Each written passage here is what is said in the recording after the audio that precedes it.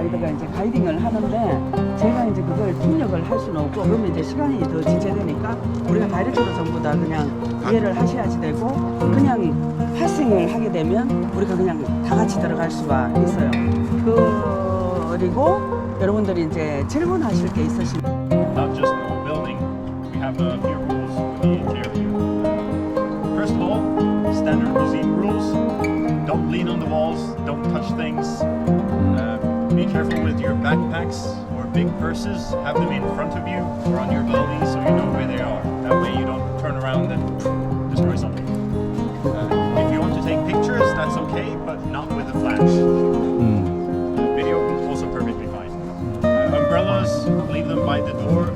basket there, and we'll give them to you when you exit the other end. And we'll take in the first 20 people now.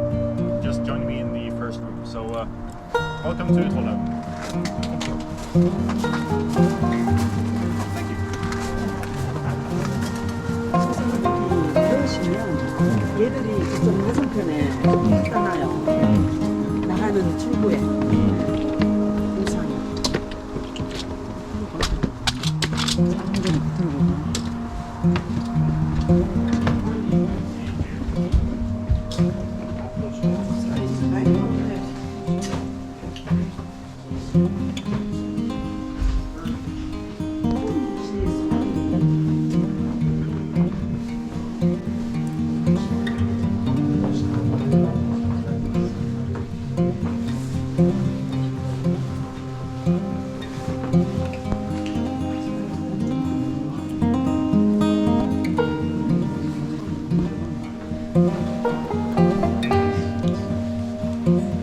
Memory room. This is a memorabilia collection from items throughout Grieg's life, illustrations of himself when he was playing concerts, visiting friends, and having artists depicting himself, as well as some of his everyday items and specific gifts that he was given throughout his career. The reason why we use this room as a memorabilia storage almost is having lost the original nature of it. You must be able to tell that this is not the during his time. This used to be the kitchen, of which nothing remains. It's just the same. So instead, he was sent to meet other Norwegian musicians to learn more of our folk traditions. Now, this is when Norway was in a union with Sweden. It wasn't a hostile union, but we weren't friends exactly. And especially, and very clearly has a mix of that Schumann-inspired German urban music and more of the Norwegian folk music, or dancing tunes. And this made him very popular and very quickly came in contact with other great artists from the country at the time. He was put in contact with Bjørnson. Bjørnson was a playwright. They were planning this grand opera with Viking kings and all this. Sadly, it never happened. But instead, he came in contact with this man,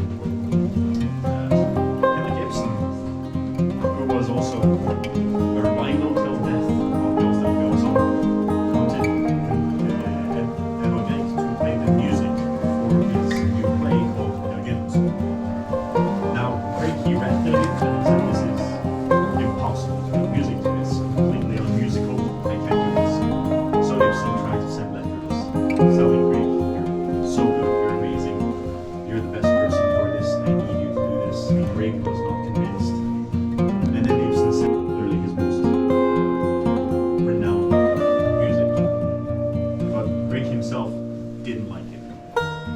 He thought it was a bit weird, not really honest, he would call it. Kind of too much irony to really be a Norwegian thing. But it was a very good income for him, very successful for him in that way. And eventually the money he made through his many concerts and conducting and composing ended up paying for the place we're now standing. He bought this place for 2,300 crowns in 1884 and had a friend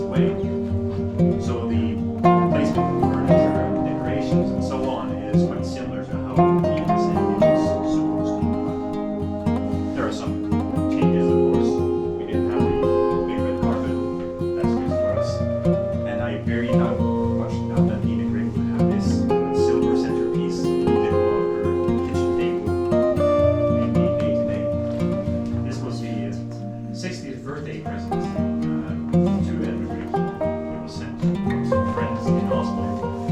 And when he received it, he sent a letter back saying, "Thank you so much for this beautiful present. Wine cellar." He definitely might be quite entertaining, despite also a caution of his rural nature as well. I think maybe the silver centimeters was perhaps a bit too much for him. But still, you'll recognize the difference between what he was given as gifts and what he gave himself. So furniture is often quite simple and traditional.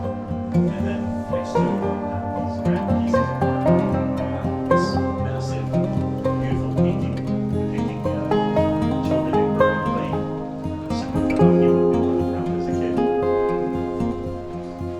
It's a mix of how people saw Grieg and how he saw himself.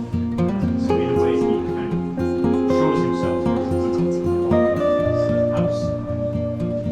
Now, I would like to maybe continue into the next one. It's the biggest one we have, and my favorite, of course. The silver wedding present that was given to Grieg and Nina.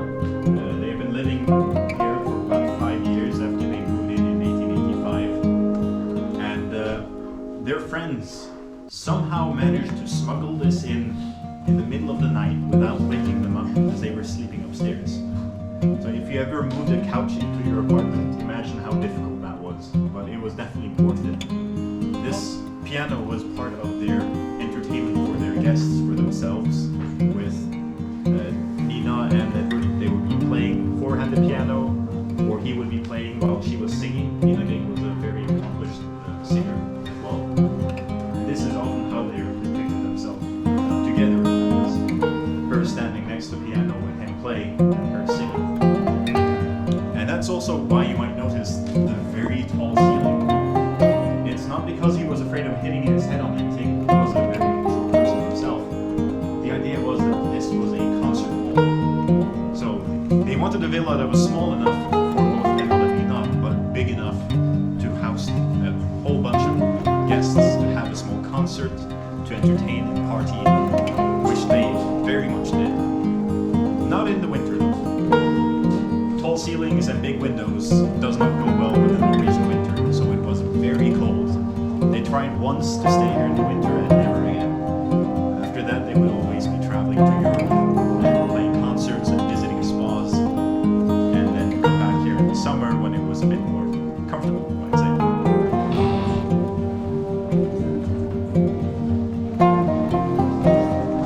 핀란드에서 사진 찍으시려면 저 말씀드렸는데 의사 벤치 있는 데로 나가셔서 기념 촬영을 하시면 됩니다.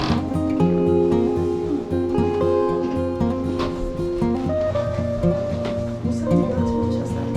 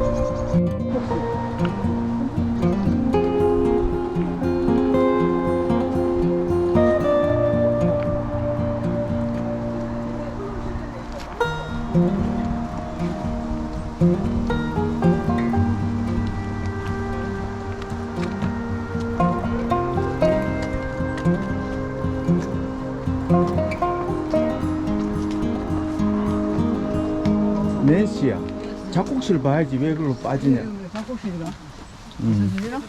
뷰가 너무 멋있어.